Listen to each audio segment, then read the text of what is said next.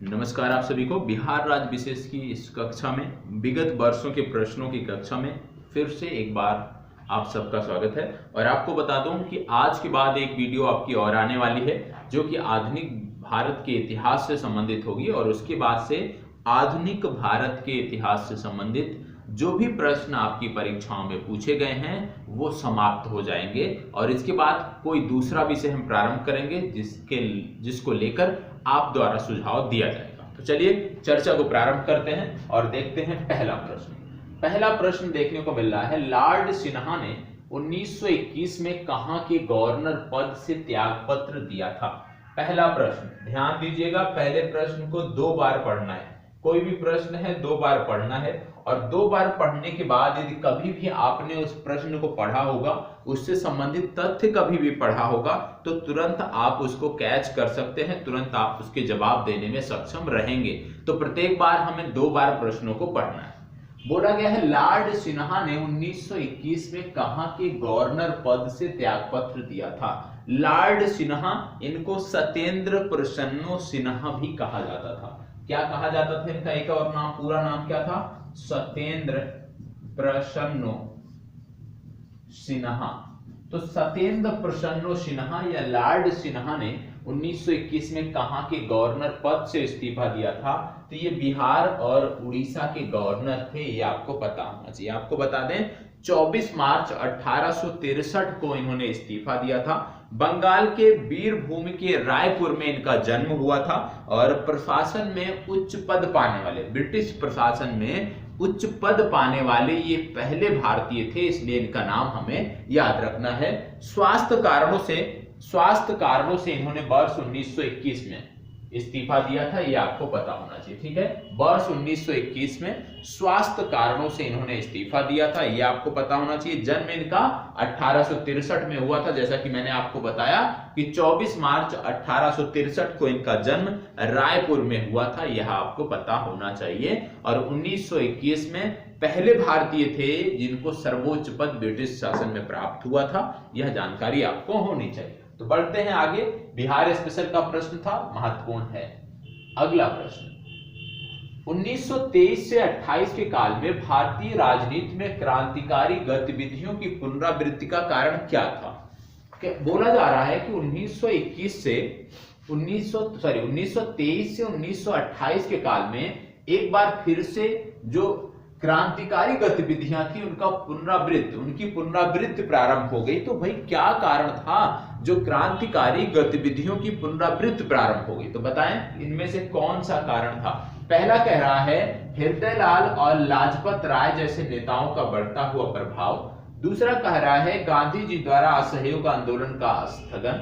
तीसरा कह रहा है विदेशी घटनाओं का प्रभाव, और चौथा कथन कह रहा है भारतीय मांगों को अंग्रेजों द्वारा अस्वीकार किया जाना। इनमें से कौन सही रूप में इस प्रश्न की व्याख्या करता है? क्या कारण था? आपको पता होगा कि महात्मा गांधी ने असहयोग आंदोलन, जिसकी शुरुआत इन्होंने किया था 1 अगस्त 1920 को, इसको स्थगित कर दिया था कब? 12 फरवरी 1922 को इसको स्थगित कर दिया था।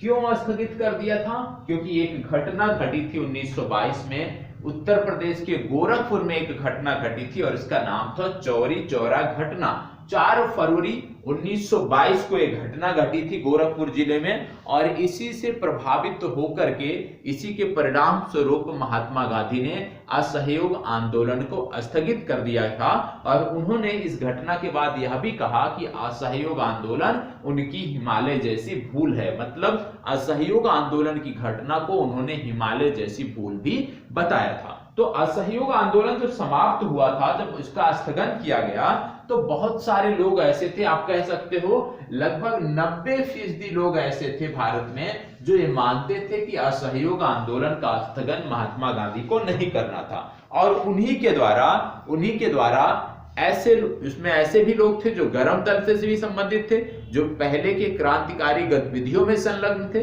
फिर उनके द्वारा अपने कार्यों की पुनरावृत्ति शुरू कर दी गई। तो इसका सही उत्तर होगा गांधी जी द्वारा असहयोग आंदोलन का स्थगन। कुछ चीजें मैं और आपको बता देता हूं। असहयोग आंदोलन के दौरान आपको पता होगा महात्मा गांधी को बहुत सारी उपाधियां मिली हुई थी, जैसे कैसर ए हिंद, जुलू पदक, बोअर युद्ध पदक जैसे कई सारे पदक मिले हुए थे। और बता दें आपको कि महात्मा गांधी ने असहयोग के दौरान इन सबको वापस कर दिया, यह भी आपको पता होगा। साथ ही साथ यह भी पता होगा कि भारतीय राष्ट्रीय कांग्रेस के एक खजांची थे जिनका नाम था जमनलाल बजाज। जमनलाल बजाज, और जमनलाल बजाज को भी एक उपाधि मिली हुई थी, इसका नाम था राय बहादुर। तो इन्होंने भी अपनी राय बहादुर की जो पदवी थी वो असहयोग आंदोलन के दौरान त्याग दिया था, ये भी आपको पता होना चाहिए। साथ ही साथ आपको यह भी बता दें कि असहयोग आंदोलन के दौरान क्योंकि विदेशी वस्त्रों की जो है आप कह सकते हो कोई होली जलाई गई थी, होली मनाई जा रही थी, तो इसको निष्ठुर बर्बादी कहा था किसने?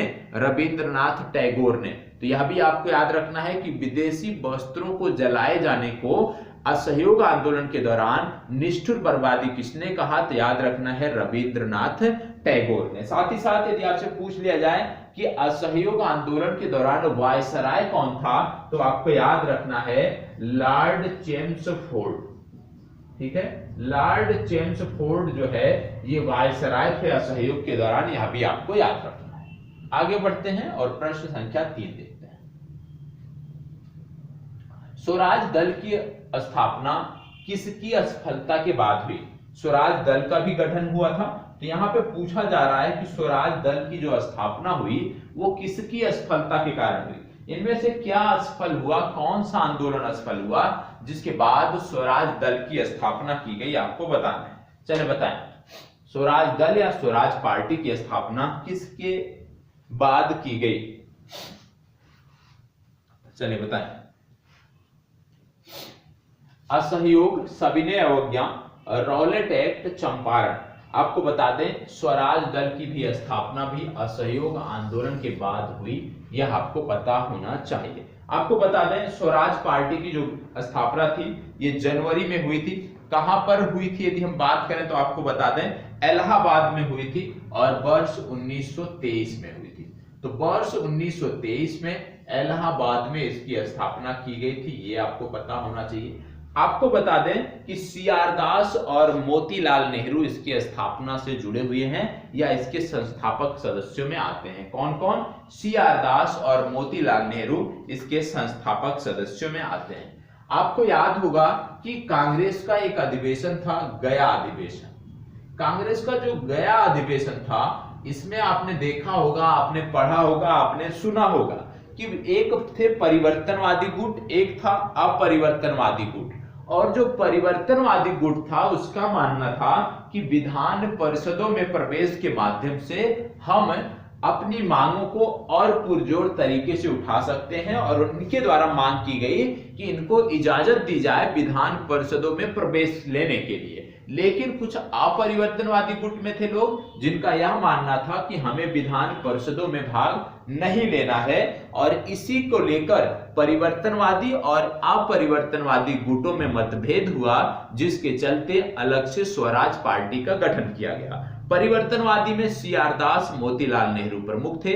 यदि आप अपरिवर्तनवादियों की बात करोगे तो इसमें राजेंद्र प्रसाद, सरदार पटेल और सी राजगोपालचारी प्रमुख थे, ये आपको पता होना चाहिए। और गया अधिवेशन की आप कह सकते हो पुनरावृत्ति के रूप में गया अधिवेशन के बाद ही, गया अधिवेशन में ही स्वराज दल की एक प्रकार से नींव रखी जा चुकी थी, और गया अधिवेशन के बाद 1923 में इलाहाबाद में इसकी आधिकारिक घोषणा हुई। तो गया, यदि आपसे पूछा जाए कि किस अधिवेशन के बाद स्वराज पार्टी की नींव रखी गई, कांग्रेस के किस अधिवेशन के बाद, तो आपको याद रखना है कांग्रेस के गया अधिवेशन के बाद इसकी नींव रखी गई थी, क्योंकि इसके लिए रास्ता गया अधिवेशन में ही खुल गया था।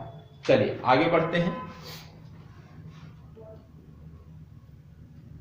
स्वराज दल की स्थापना किसने की थी? अभी मैंने आपको बताया कि स्वराज दल की स्थापना या इसके संस्थापक सदस्यों में दो नाम आपके लिए महत्वपूर्ण है, और दो नाम आता है सी.आर. दास या चित्तरंजन दास और मोतीलाल नेहरू। आपको यह भी पता होगा कि स्वराज जो दल था इसका उद्देश्य था भारत को स्वराज दिलाना। भारत को स्वराज दिलाना इसका प्रमुख उद्देश्य था, और सितंबर 1923 में दिल्ली कांग्रेस अधिवेशन में स्वराज पार्टी के कार्यक्रमों को एक बार फिर से कांग्रेस के संगठन के अंदर मान्यता दी गई। जब इसका अलग हो गया, अलग दल बन गया, बहुत सारे लोग इससे जुड़ गए, फिर कांग्रेस ने प्रयास किया इसको कवर करने के लिए, और कांग्रेस ने सोचा कि यदि हम इस दल के कार्यों की मान्यता दे देंगे, कांग्रेस के द्वारा इसकी मान्यता दे देंगे, तो एक तो हमारी एकजुटता बनी रहेगी, साथ ही साथ कोई नकारात्मक प्रभाव भी हमारे आंदोलन पर नहीं पड़ेगा, जिसके चलते सितंबर 1923 में दिल्ली कांग्रेस अधिवेशन में स्वराज पार्टी के जो कार्यक्रम थे इनको आधिकारिक रूप से कांग्रेस के अंदर मान्यता दी गई, कांग्रेस का कार्यक्रम माना गया। और आपको बता दें इस विशेष अधिवेशन की, दिल्ली अधिवेशन की अध्यक्षता किया था मौलाना अबुल कलाम आजाद ने। तो यह भी याद रखना है कि गया अधिवेशन में स्वराज पार्टी बनने की जो आधारशिला थी वो रखी गई थी, और कहीं ना कहीं जो दिल्ली अधिवेशन हुआ मौलाना अबुल कलाम आजाद के नेतृत्व में, उसमें इसको मान्यता दे दी गई कांग्रेस के अंदर। तो दोनों याद रखने हैं, गया अधिवेशन भी याद रखना है, दिल्ली अधिवेशन भी याद रखना है। गया क्यों याद रखना है मैंने बताया, और दिल्ली क्यों याद रखना है, ठीक है। तो इस तरह से याद करोगे तो चीजें बेहतर रहेंगी। इसको बताएं 1923 में स्वराज पार्टी का गठन किसने किया, चले बताएं। 1923 में स्वराज पार्टी का गठन किसने किया, आपको बताना है। यह प्रश्न 6वीं में 2020 का पूछा गया प्रश्न है, बताएं 1923 में स्वराज पार्टी का गठन किसने किया गया। बार बार आपको बता रहा हूं, CR दास या चित्तरंजन दास और मोतीलाल नेहरू, बी विकल्प आपका सही उत्तर है। इसको बताओ स्वराज पार्टी की गठन की असफलता के बाद हुआ, मतलब स्वराज पार्टी डॉट डॉट किस संगठन की असफलता के बाद हुआ, आपको बताना है। बताएं स्वराज पार्टी का जो गठन हुआ इनमें से किसकी असफलता के बाद हुआ। यह प्रश्न अभी पूर्व में भी बताया गया आपको कि असहयोग आंदोलन के बाद जो है वो इसमें बिखराव प्रारंभ हुआ कांग्रेस में, क्योंकि ज्यादातर लोग महात्मा गांधी के इस फैसले से संतुष्ट नहीं थे। तो इसका सही उत्तर है असहयोग आंदोलन, ठीक है। अब असहयोग आंदोलन सही उत्तर है, तो कुछ चीजें हम और याद कर लेते हैं। जैसे सबसे पहले आप जानते होंगे कि महात्मा गांधी जो है ये भारतीय राष्ट्रीय कांग्रेस से जुड़े थे, लेकिन अंत तक ये भारतीय राष्ट्रीय कांग्रेस के आधिकारिक सदस्य नहीं रहे थे। महात्मा गांधी ने वर्ष 1934 में कांग्रेस से इस्तीफा दे दिया था, और उसके बाद से ये कभी भी कांग्रेस से अनौपचारिक रूप से नहीं जुड़े, ठीक है। इसके साथ साथ आपको बता दें कि एक व्यक्ति थे बाल गंगाधर तिलक, और बाल गंगाधर तिलक ने असहयोग आंदोलन को पूरा समर्थन किया था, लेकिन असहयोग आंदोलन का परिणाम क्या हुआ वह यह देख नहीं सके, इनकी असामयिक मृत्यु हुई थी। इतनी जानकारी आपको होनी चाहिए। वर्ष 1922 में गया के इंडियन नेशनल कांग्रेस के अधिवेशन के अध्यक्ष कौन थे। अभी मैंने आपको बताया था गया और दिल्ली के बारे में, दिल्ली के अध्यक्ष के बारे में मैंने आपको बताया कि मौलाना अबुल कलाम आजाद इसके अध्यक्ष थे। और दिल्ली में क्या किया गया था सितंबर 1923 के अधिवेशन में, कि इसमें जो स्वराज पार्टी थी इसके कार्यक्रमों को कांग्रेस के अंदर ही आधिकारिक मान्यता दी गई थी, जिससे फूट बढ़ने ना पाए और निश्चित रूप से इसको कवर किया जा सके। यहां पे क्या बोला जा रहा है कि 1922 में गया के इंडियन नेशनल कांग्रेस के अधिवेशन के अध्यक्ष कौन थे। 30 सेकंड का समय है, आप बताएं। और गया वही अधिवेशन है जहां पर स्वराज पार्टी की स्थापना के लिए मार्ग प्रशस्त हुआ, क्योंकि वहां पे जो परिवर्तनवादी थे और जो अपरिवर्तनवादी थे उनके बीच विवाद हुआ, और यहां पर परिवर्तनवादियों की जो बात थी उसको अनसुना किया गया, उसको स्वीकार नहीं किया गया, जिसके चलते कुछ लोग अलग हुए। परिवर्तनवादियों में CR दास, मोतीलाल नेहरू प्रमुख थे। अपरिवर्तनवादियों में राजेंद्र प्रसाद का नाम प्रमुखता से लिया जाता है। बताएं इसमें से 1922 में गया के इंडियन नेशनल कांग्रेस के अधिवेशन के अध्यक्ष कौन थे। चलिए जवाब दीजिएगा। इसके अध्यक्ष थे चित्तरंजन दास, ये विकल्प इसका सही उत्तर है, ठीक है। 1922 में हुआ था, ये आपको पता होना चाहिए। और यहीं पर आपको पता होगा ना कि विघटन यहीं से प्रारंभ हुआ। अतः सदैव सहमति के साथ और अक्सर वाणिज्य मंडल के निर्देशों पर भारत चलती है, और इसे व्हाइट मैन्स बर्डन कहा जाता है। यह कथन किसका है, यह कथन किसका। एक कथन यहां पर दिया हुआ है, आपसे पूछा जा रहा है कि ये जो कथन है ये किसका कथन है। तो बताएं ये किसका कथन है? नाम है बंकिम चंद्र चटर्जी, महात्मा गांधी, सच्चिदानंद सिन्हा, राजेंद्र प्रसाद। इनमें से ये किसका कथन है आपको बता, चलिए बताएं इन चारों में से किसका कथन है? सोच समझकर जवाब देना है, पूरा समय लेना है, परेशान होने की जरूरत नहीं है।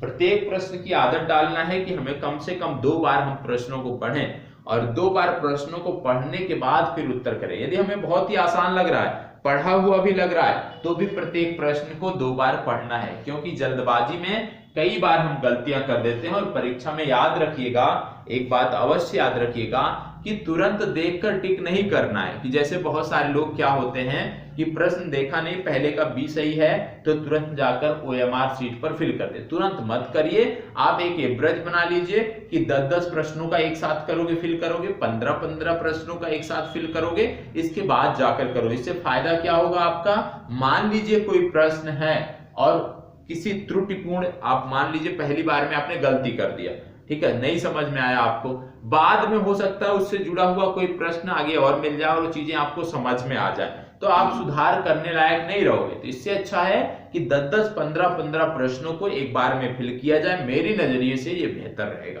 ठीक है। चलिए, तो इसका सही उत्तर है सच्चिदानंद सिन्हा। इसको बताएं साइमन कमीशन पहली बार भारत कब आया? साइमन कमीशन पहली बार भारत कब आया आपको बताना। 4 विकल्प हैं, 1926, 1928, 1939, 1942। आपको पता होगा वर्ष 1919 के एक्ट की 10 वर्ष बाद समीक्षा हेतु एक संवैधानिक आयोग गठन करने की बात की गई थी। और वो जो संवैधानिक आयोग गठन किया जाना था 10 वर्ष बाद, उसको यहाँ पे 2 वर्षों पूर्व ही कर दिया गया था, वर्ष 1927 में। और आपको बता दें इस संवैधानिक आयोग का उद्देश्य था कि ये जो वर्ष 1919 का एक्ट है ये किस हद तक सफल रहा है, इसी की जांच करने के लिए ये आयोग का गठन किया जाना था। लेकिन यहाँ पे 2 वर्ष पूर्व ही कर दिया, तो 2 वर्ष पूर्व कर दिया गया, उससे समस्या नहीं थी भारतीयों को। भारतीयों को समस्या इस बात से थी कि साइमन आयोग जो बनाया गया था उसमें कुल 7 सदस्य नियुक्त किए गए थे, लेकिन उन 7 सदस्यों में एक भी भारतीय नहीं था, जिसको लेकर भारतीयों ने विरोध प्रदर्शन किया और इसको श्वेत आयोग की संज्ञा दे दी। ये आपको पता होना चाहिए, ठीक है। और आपको बता दें साइमन आयोग 3 फरवरी वर्ष 1928 को बंबई पहुंचा था, ये आपको पता होना चाहिए। 3 फरवरी वर्ष 1928, कहने का मतलब बी विकल्प आपका सही उत्तर है। चलें, यहां पे प्रश्न है ही नहीं, त्रुटिपूर्ण है, इग्नोर करिए, इसको बताएं। पूर्ण स्वराज का प्रस्ताव लाहौर कांग्रेस में पारित किया गया कब? पूर्ण स्वराज का जो प्रस्ताव है वो लाहौर कांग्रेस में कब पारित किया गया? जो लोग देखो, जो लोग पीडीएफ के लिए बोलते हैं, बार बार मैं कहता हूं कमेंट बॉक्स में जाके चेक करना है। कुलिंदर सिंह यादव के नाम से एक कमेंट होगा और उस कमेंट में आपको एक टेलीग्राम ग्रुप की लिंक मिलेगी, जहां से जाकर आप पीडीएफ, मेरी कक्षाओं की पीडीएफ आप प्राप्त कर सकते हैं, ठीक है। तो कमेंट में खोज लीजिएगा कौन सा कमेंट मेरे नाम से है। इसको बताएं, पूर्ण स्वराज का प्रस्ताव लाहौर कांग्रेस में पारित किया गया था कब? पूर्ण स्वराज की बात हो रही है, पूर्ण स्वराज का जो प्रस्ताव था कब पारित किया गया था, यह आपको बताना है। तो आपको बता दें, यहाँ पे यह भी बता दिया गया आपको कि पूर्ण स्वराज का प्रस्ताव, देखो एक प्रश्न का जवाब यहीं पर मिल गया, क्या है कि पूर्ण स्वराज का जो प्रस्ताव था वो लाहौर अधिवेशन में पारित किया गया था। अब लाहौर कांग्रेस अधिवेशन कब हुआ था यह आपसे पूछा जा रहा है। आपको बता दें लाहौर कांग्रेस अधिवेशन जो है ये वर्ष 1929 में हुआ था, पहली बात, तो इसका बी विकल्प सही उत्तर हो गया। अब लाहौर कांग्रेस अधिवेशन में पूर्ण स्वराज का प्रस्ताव पहली बार पारित किया गया था, तो यह भी पता होना चाहिए कि इसके अध्यक्ष कौन थे। तो इसके अध्यक्ष थे पंडित जवाहरलाल नेहरू। कौन था?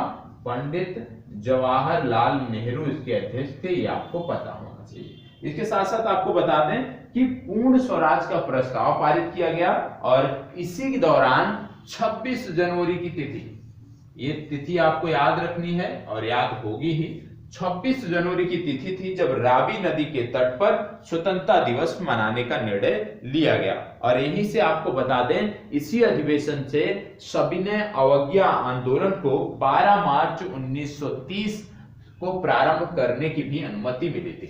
यहीं से 12 मार्च और 1930 को सविनय अवज्ञा आंदोलन को प्रारंभ करने की अनुमति मिली थी। तो यदि आपसे पूछ लिया जाए कि कांग्रेस के किस अधिवेशन से सविनय अवज्ञा आंदोलन को प्रारंभ करने की अनुमति मिली, तो आपको बताना है कि कांग्रेस के लाहौर अधिवेशन से, जिसकी अध्यक्षता पंडित जवाहरलाल नेहरू ने की थी, वहां से कांग्रेस को सविनय अवज्ञा आंदोलन प्रारंभ करने की अनुमति मिली। आगे बढ़ते हैं। भारतीय राष्ट्रीय कांग्रेस द्वारा किस दिन को पूर्ण स्वराज दिवस घोषित किया गया था? किस दिन को पूर्ण स्वराज दिवस घोषित किया गया था, आपको बताना है। चलिए बताएं, आपको पता होगा 26 जनवरी 1930 को पूर्ण स्वराज दिवस घोषित किया गया था। ये विकल्प सही उत्तर है। अभी मैंने इससे पूर्व के प्रश्न में चर्चा की थी। इसको बताओ। वर्ष 1929 के कांग्रेस अधिवेशन में पूर्ण स्वराज का पताका, ये एक शब्द है पताका, अलग अलग लिख दिया गया है, पताका किसने उठाया? बताएं। वर्ष शब्दों का खेल है, बाकी चीजें वही हैं। यहां पे बोला जा रहा है वर्ष 1929 के कांग्रेस अधिवेशन में पूर्ण स्वराज का पताका किसने उठाया? आप जानते हो वर्ष 1929 में जो अधिवेशन हुआ लाहौर में हुआ, अध्यक्षता पंडित जवाहरलाल नेहरू ने की। अब यहां से पूछा जा रहा पताका किसने उठाया, तो पताका भी जो अध्यक्ष थे उनके द्वारा उठाया गया, पंडित जवाहरलाल नेहरू सही उत्तर है। ठीक है, चलिए आगे बढ़ते हैं। समाजवाद, ध्यान से पढ़िएगा। बोला जा रहा है समाजवाद का समर्थक कौन था और 1933 में ब्रिटिश शासन देशी राज्यों, जमींदारवाद और पूंजीवाद को उखाड़ फेंकना चाहता था? बताएं। चलें बताएं, इसका जवाब दीजिएगा।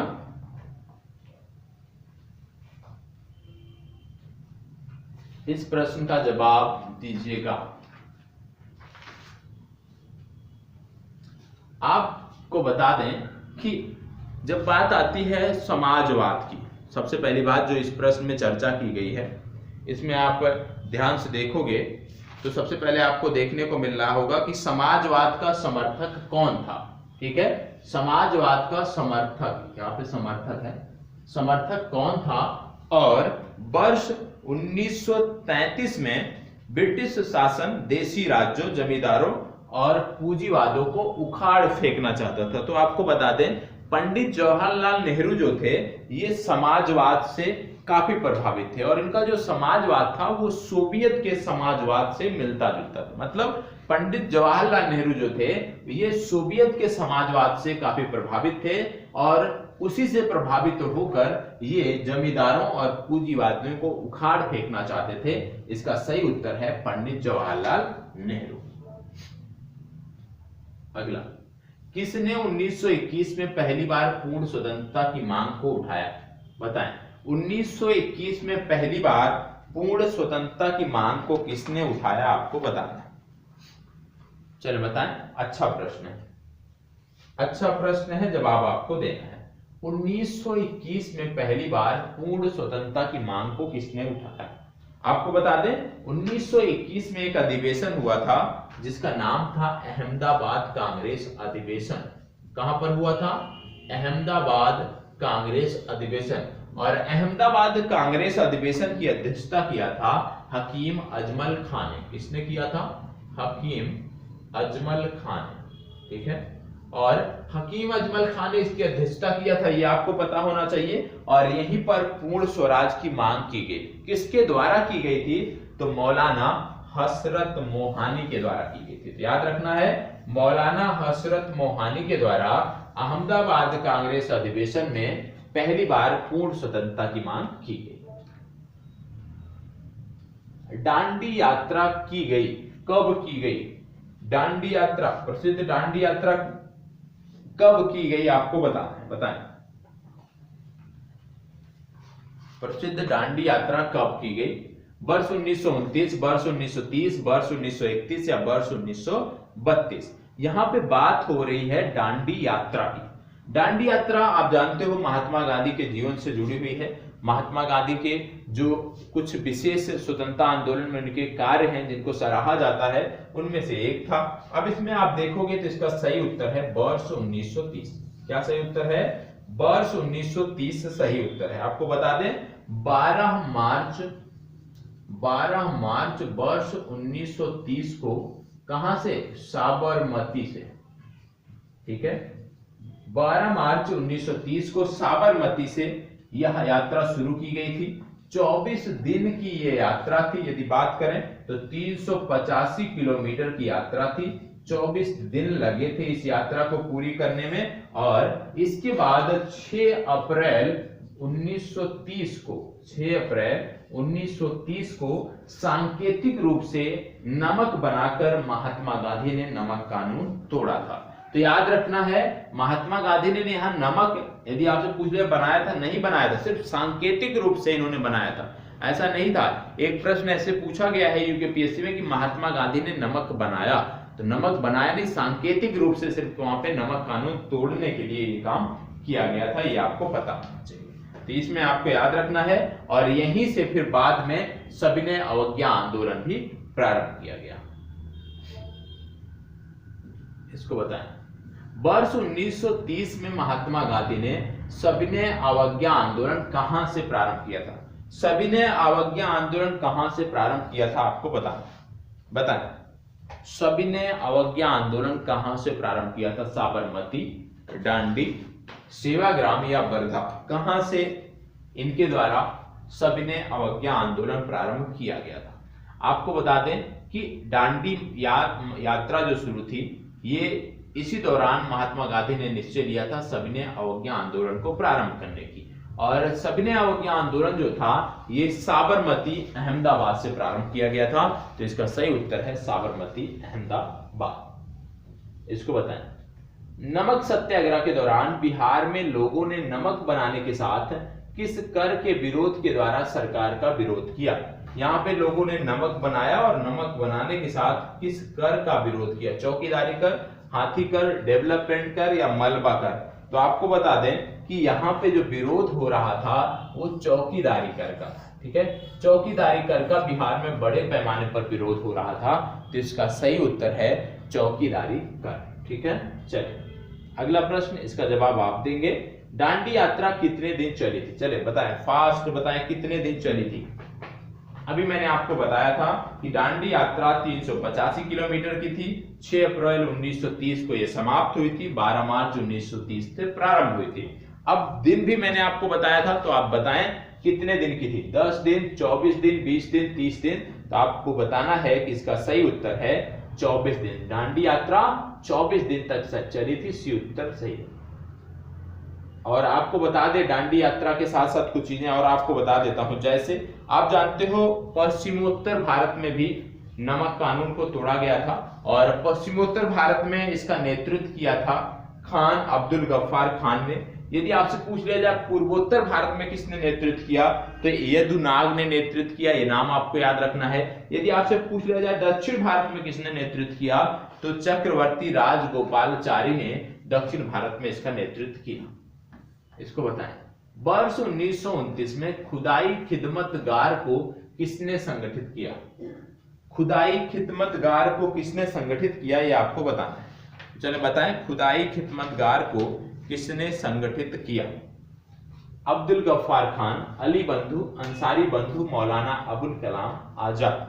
आपको पता होगा खुदाई खिदमतगार, इस नाम से एक आंदोलन चलाया गया था और यह आंदोलन जो था ये विशेष रूप से सविनय अवज्ञा आंदोलन के समर्थन में चलाया गया था। किसके द्वारा चलाया गया था? ये चलाया गया था अब्दुल गफ्फार खान के द्वारा चलाया गया था, क्योंकि इस आंदोलन में भाग लेने वाले लोग लाल कुर्ती पहनते थे, जिसके कारण इस आंदोलन को लाल कुर्ती आंदोलन भी कहा गया। तो इसका सही उत्तर आपका है अब्दुल गफ्फार खान। ठीक है, सविनय अवज्ञा आंदोलन के समर्थन में ये चलाया गया था। चलिए आगे बढ़ते हैं। इसको बताएं, बेगूसराय के चौकीदार के विरुद्ध आंदोलन एक हिस्सा था। बेगूसराय के, ध्यान से पढ़िएगा, बेगूसराय के चौकीदार के विरुद्ध आंदोलन एक हिस्सा था। किसका हिस्सा था? बेगूसराय के चौकीदार के खिलाफ जो आंदोलन चलाया गया था वो किसका हिस्सा था? इसमें आप जानते हो कि चौकीदारी टैक्स को नहीं देना है, यही मांग थी लोगों की, और यह सविनय अवज्ञा आंदोलन का हिस्सा था। ठीक है, चल इसको बताएं। सविनय अवज्ञा आंदोलन की असफलता के बाद गांधी जी ने महत्व दिया। जब सविनय अवज्ञा आंदोलन जो है असफल हुआ तो उसके बाद गांधी जी की जो रुचि थी वो इससे हटने लगी, आंदोलनों से हटने लगी। फिर उन्होंने रचनात्मक कार्यक्रमों का सहारा लिया, रचनात्मक कार्यक्रमों से जुड़े। फिर उन्होंने अस्पृश्यता के लिए काम करना शुरू किया, महिलाओं के लिए काम करना शुरू किया, इसके साथ साथ अछूतों के लिए काम करना शुरू किया। तो इसका सही उत्तर है रचनात्मक कार्यों को। ठीक है, इसको बताएं। निम्नलिखित में से किस भारतीय नेता ने लंदन में प्रथम गोलमेज सम्मेलन में भाग लिया था? इनमें से कौन से नेता थे जिन्होंने लंदन में प्रथम गोलमेज सम्मेलन में भाग लिया था? आपको बताना, चले बताएं। इनमें से किस नेता के द्वारा प्रथम गोलमेज सम्मेलन में भाग लिया गया था? बताएं। मौलाना मोहम्मद अली, मौलाना अबुल कलाम आजाद, महात्मा गांधी, पंडित जवाहरलाल नेहरू। किसने इसमें भाग लिया था? आपको बताना है, चले बताएं किसमें इसने भाग लिया था? आपको बता दें मौलाना मोहम्मद अली ने इसमें भाग लिया था, ये विकल्प सही उत्तर है। आपको बता दें प्रथम गोलमेज जो सम्मेलन था ये 12 नवंबर 1930 से लेकर 19 जनवरी 1931, ठीक है, 12 नवंबर 1930 से लेकर 19 जनवरी 1931 तक चला था। लॉर्ड इरविन के प्रयासों से यह सफल हो पाया था और विशेष रूप से गोलमेज जो सम्मेलन था ये साइमन कमीशन द्वारा जो प्रस्ताव रखा गया था उस प्रस्ताव पर विचार करने के लिए था। तो साइमन कमीशन के प्रस्ताव पर विचार करने के लिए लॉर्ड इरविन के प्रयासों के फलस्वरूप 12 नवंबर 1930 से लेकर 19 जनवरी 1931 तक प्रथम गोलमेज सम्मेलन का आयोजन किया गया। और यदि आपसे पूछ लिया जाए कि प्रथम गोलमेज सम्मेलन के दौरान सम्राट कौन से थे तो आपको याद रखना है जॉर्ज पंचम सम्राट थे। जॉर्ज पंचम इस समय सम्राट थे। यदि आपसे पूछ लिया जाए कि प्रधानमंत्री कौन थे तो प्रधानमंत्री ब्रिटेन के थे रैमजे मैकडोनाल्ड, इनका भी नाम आपको याद रखना है। रैमजे मैकडोनाल्ड प्रधानमंत्री थे और जॉर्ज पंचम जो है ये सम्राट थे। इतनी जानकारी आपको होनी चाहिए। आपको यह भी बता दें कि भीमराव अंबेडकर हो गए, भीमराव अंबेडकर के अलावा आगा खां हो गए, तेज बहादुर सप्रू हो गए, इनके समेत कुल 57 प्रतिनिधियों ने इस गोलमेज सम्मेलन में हिस्सा लिया था, यह भी आपको पता होना चाहिए। ठीक है, तो विभिन्न संगठनों के प्रतिनिधियों ने इसमें हिस्सा लिया था। अगला है गांधी इरविन समझौता हुआ था कब? गांधी इरविन समझौता कब हुआ? और इस समझौते में महात्मा गांधी को द्वितीय गोलमेज सम्मेलन में सम्मिलित होने के लिए मनाया गया। और ये जो समझौता था ये हुआ था वर्ष 1931 को। यदि तिथि की बात करें तो 5 मार्च 1931 को हुआ था। और इसके बाद से महात्मा गांधी ने द्वितीय गोलमेज सम्मेलन में हिस्सा लिया था। आगे बढ़ते हैं। निम्नलिखित में से कौन सा गोलमेज सम्मेलन 1932 में हुआ था? चलिए बताएं कौन सा गोलमेज सम्मेलन 1932 में हुआ था? आपको बताना है। निम्नलिखित में से कौन सा गोलमेज सम्मेलन 1932 में हुआ था? आप जानते हैं गोलमेज सम्मेलनों की यदि हम बात करें तो आपको बताना है कि इस समय काल में, क्योंकि देखोगे आप तो बात हो रही है 1932 की, और 1932 की जब बात हो रही है तो इस दौरान जो है वो तीसरा गोलमेज सम्मेलन हुआ था, ये आपको पता होना चाहिए। ठीक है, तीसरा गोलमेज सम्मेलन हुआ था। और यह भी याद रखना है कि प्रथम और तीसरे का जो है बहिष्कार भी भारतीय राष्ट्रीय कांग्रेस द्वारा किया गया था। अगला, भारतीय राष्ट्रीय कांग्रेस ने किस गोलमेज सम्मेलन में भाग लिया? किस में भाग लिया? भारतीय राष्ट्रीय कांग्रेस ने किस गोल सम्मेलन में भाग लिया ये आपको बताना है।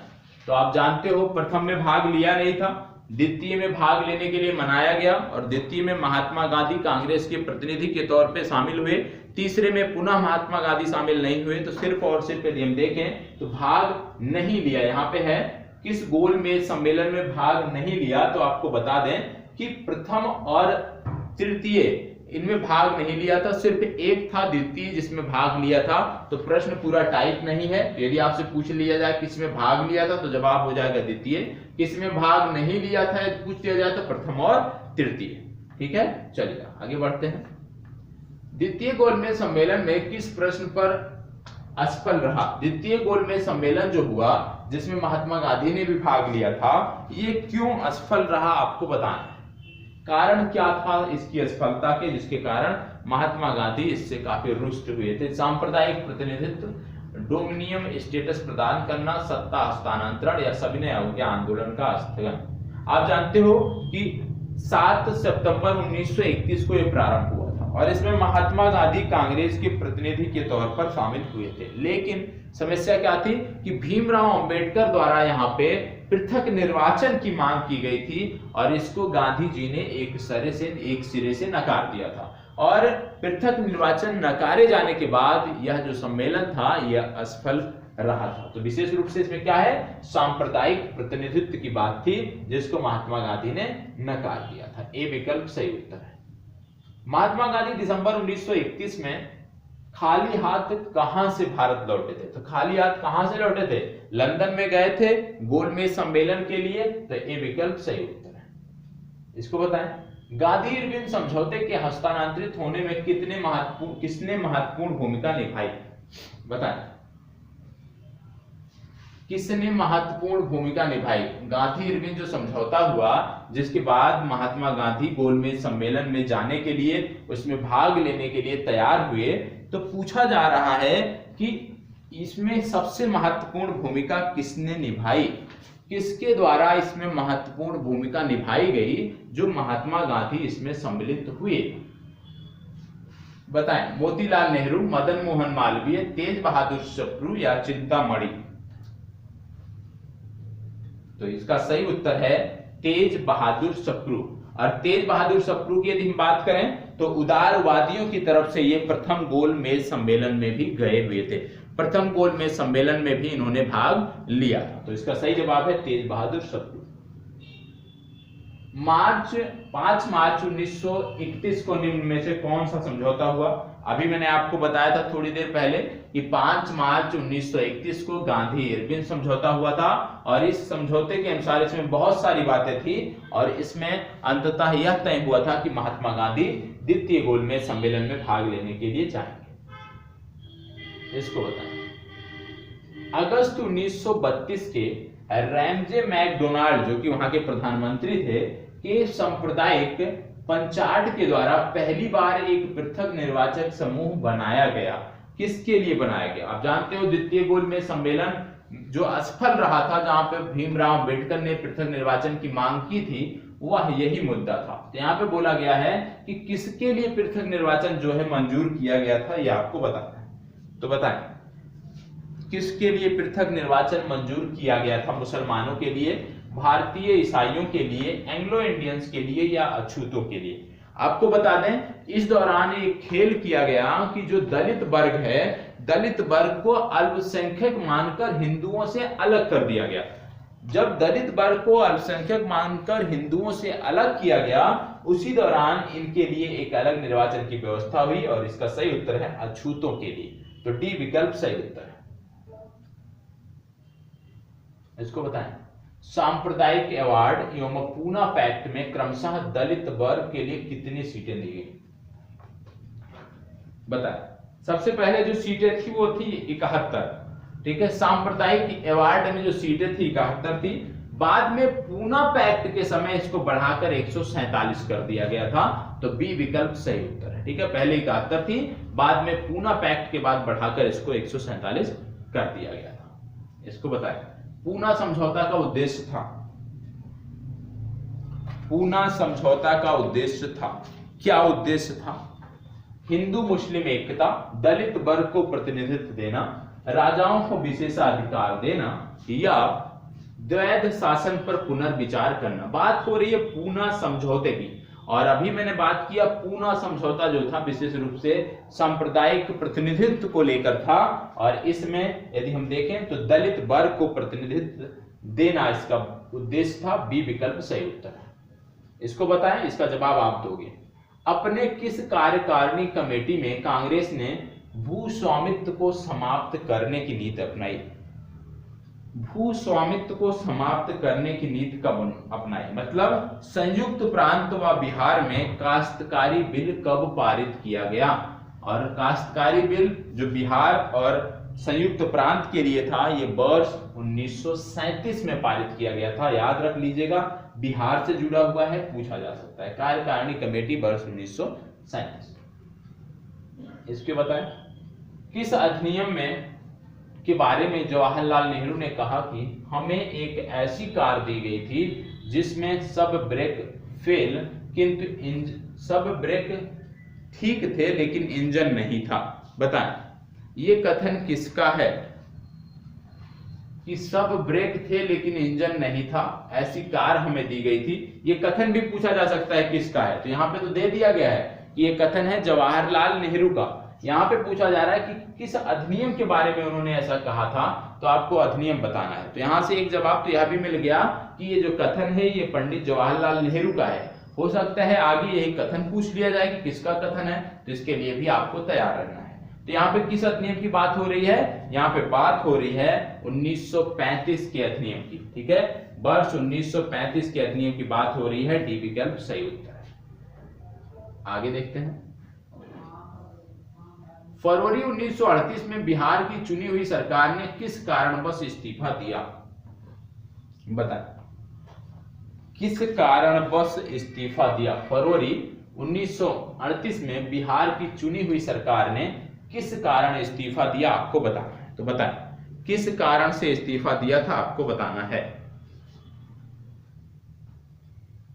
चलें, देखो, जब चुनाव हुआ था तो उस दौरान तय हुआ था कि जो राजनीतिक बंदी हैं उनकी रिहाई की जाएगी, लेकिन जब चुनाव संपन्न हुआ, सरकार बन गई, तो जो ब्रिटिश शासन था उसने राजनीतिक बंदियों की रिहाई के लिए जो थी, जो समझौते हुए थे, उसको उन्होंने रद्द कर दिया, मानने से इनकार कर दिया। मतलब जो राजनीतिक बंदी थे उनको छोड़ा जाना उचित ब्रिटिश सरकार नहीं समझ रही थी, जिसके कारण बिहार की सरकार ने और अन्य प्रांतों की सरकार ने इस्तीफा दे दिया था, क्योंकि ये समझौते के खिलाफ था।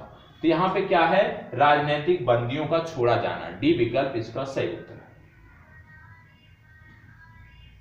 इसको बताएं, बिहार किसान सभा से कौन जुड़ा हुआ था? बिहार किसान सभा से कौन जुड़ा हुआ था, आपको बताना। चलिए बताएं, बिहार किसान सभा से कौन जुड़ा हुआ था? स्वामी सहजानंद, कार्यानंद, राहुल सांस्कृत्यायन, यदुनंदन शर्मा। इनमें से कौन से हैं जो बिहार किसान सभा से जुड़े हुए हैं? चलिए बताएं, बिहार किसान सभा से कौन जुड़ा हुआ है? इनमें से कौन है जो बिहार किसान सभा से जुड़ा हुआ है?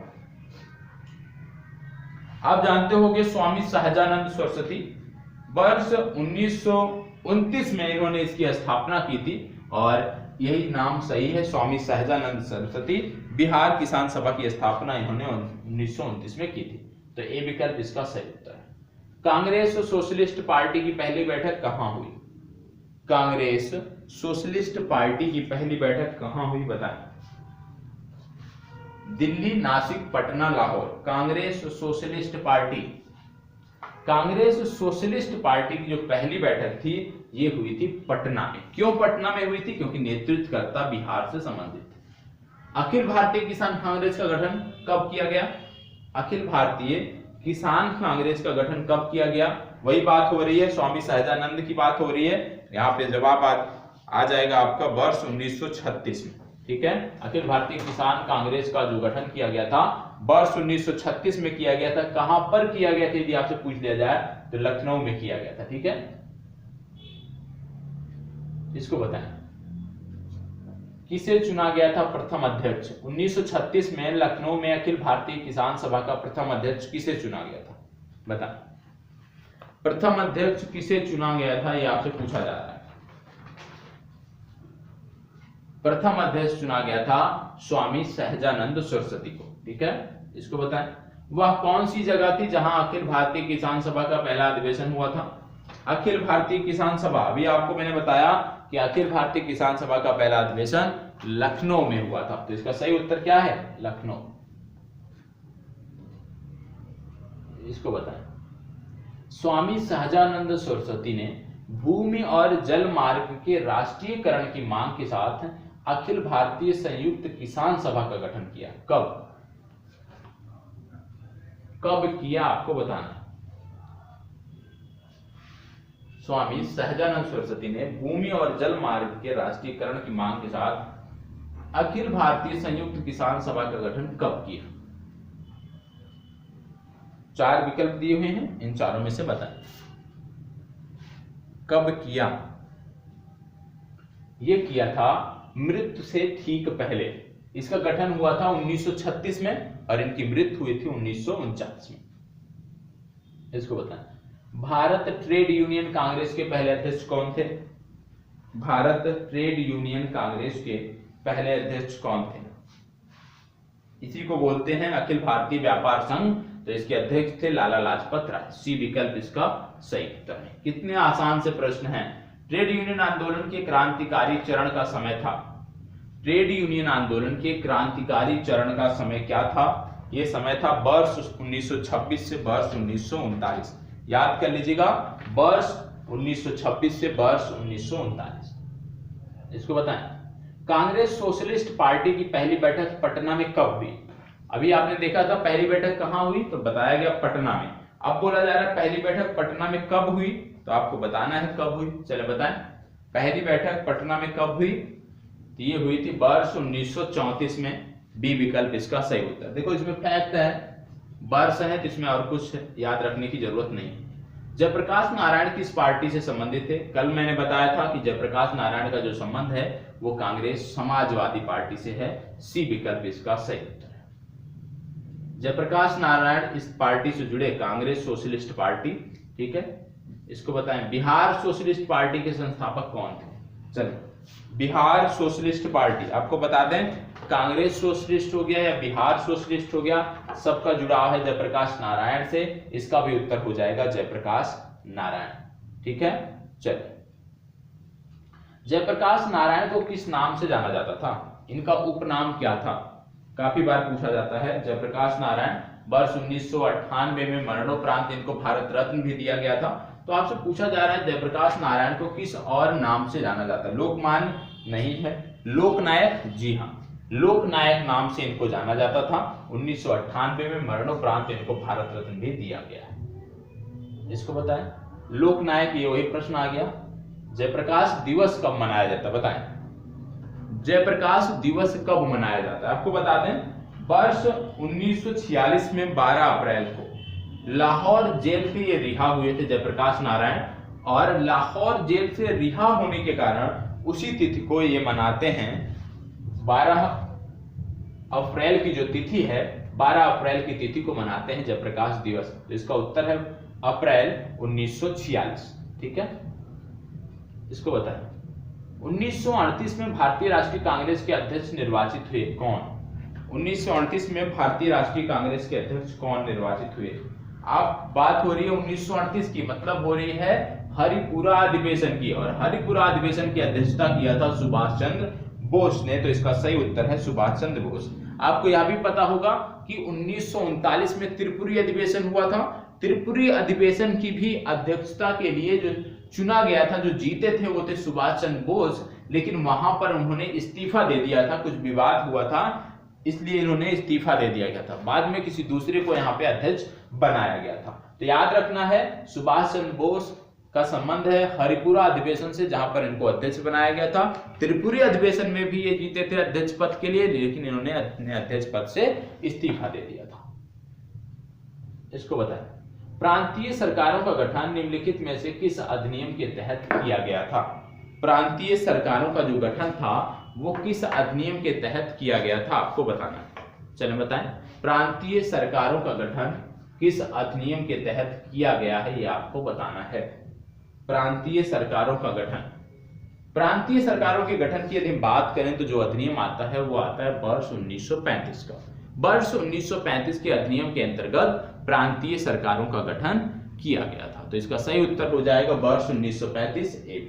ठीक है, अब आपसे एक विनम्र निवेदन है कि मैंने बोला था कि कुछ टॉपिक आप प्रत्येक दिन नोट करते हुए चलेंगे कि कहां से प्रश्न पूछे जा रहे हैं, और आज जो टॉपिक आपने नोट किया है कि कौन कौन से टॉपिक हैं जहां से आज के 50 प्रश्नों में आपने देखा है, तो प्लीज कमेंट बॉक्स में आप शेयर करिएगा उन टॉपिक का नाम कि कौन कौन से टॉपिक हैं। हमें भी जानना है कि कितने छात्र हैं जो रेगुलर मन से पढ़ाई कर रहे हैं, मन से अध्ययन कर रहे हैं, जिनका लक्ष्य है, और उन्हीं पे फोकस होना है, क्योंकि हम मुख्य परीक्षा की सीरीज प्रारंभ करने वाले हैं निःशुल्क। तो मुख्य परीक्षा उत्तर लेखन को लेकर जो हम कार्य करने वाले हैं उन्हीं छात्रों के साथ करना चाहते हैं जो रेगुलर हैं, जो नियमित कार्य कर रहे हैं, जिनमें एक ललक है कि उनको अपना लक्ष्य प्राप्त करना है, उसको लेकर मेहनत कर रहे हैं, तो उन्हीं के साथ काम करना है। तो प्लीज आप में से जितने भी लोग जागरूक हैं, जितना बोला जाता है उतना करें। हमारा जरूरी नहीं कि आप मेरे द्वारा ही, कहीं भी आप किसी भी संस्थान में पढ़ते हो, किसी भी चैनल से पढ़ते हो,